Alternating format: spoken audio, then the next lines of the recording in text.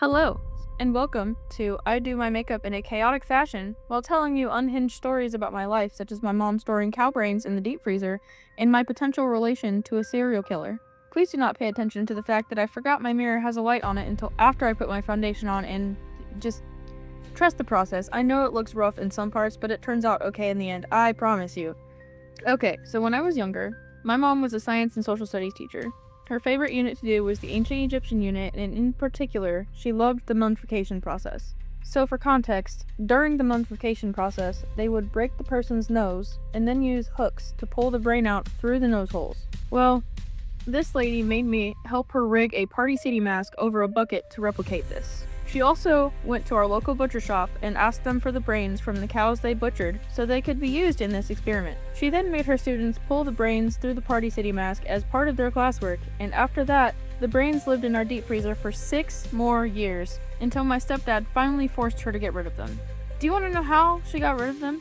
By dumping them in our backyard, behind the shed, in the middle of fucking July, so they could decompose. Absolutely diabolical work. The second part of why you're here. When I was younger, I was obsessed with researching serial killers. One in particular moved to Cincinnati, Ohio from Germany in 1929 after her family disowned her. Her family disowned her because she had a son named Oscar out of wedlock and told her family the father was her husband, Dr. Max, I hope I pronounce this right, Matschecki, a well-known Vietnamese physician who also was a cancer researcher. However, no record of this man actually exists, so the real father of Oscar remains unknown. When her family found out about this, they told her to go far away. So she did, to Cincinnati, Ohio. She found the local German community and found 5 husbands, one after the other, because they kept dying soon after meeting her. Why were they dying? It's because she was feeding them arsenic, so they would die, and she could use the money they left her in their will for her gambling habit. She was eventually caught and sentenced to the electric chair after spending some time in the Ohio State Penitentiary. Her name was Marie Hahn.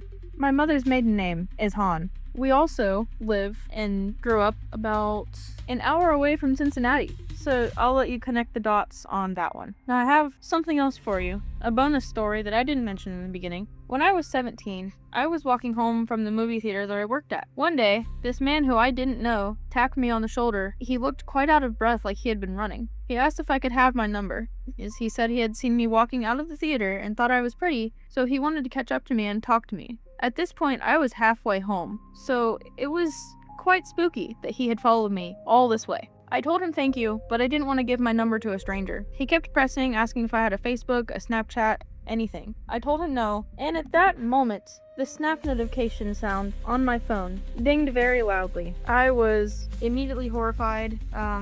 Biggest adrenaline rush you can ever imagine. I just started running. I ran as fast as I fucking could. I took the shortcut that I knew about through the trees that you're really not supposed to because it's kind of illegal, but in this situation, it didn't matter. I did end up losing him, and I got to my house, and I let myself in as quickly as I could, and stayed in my room the rest of the night. I was covered in scratches and bruises, but, you know, it was better than the alternative, because the very next day, I was watching the news, and I saw he was caught by the police after raping and murdering another girl my age who was last seen in the area around that movie theater. He also apparently had a warrant in 3 other states for the same shit, and Ohio was the one to finally get him. So, tell me in the comments, have you ever escaped death when it's standing 2 feet in front of you? Cause I sure as hell have. Anyway, thanks for watching.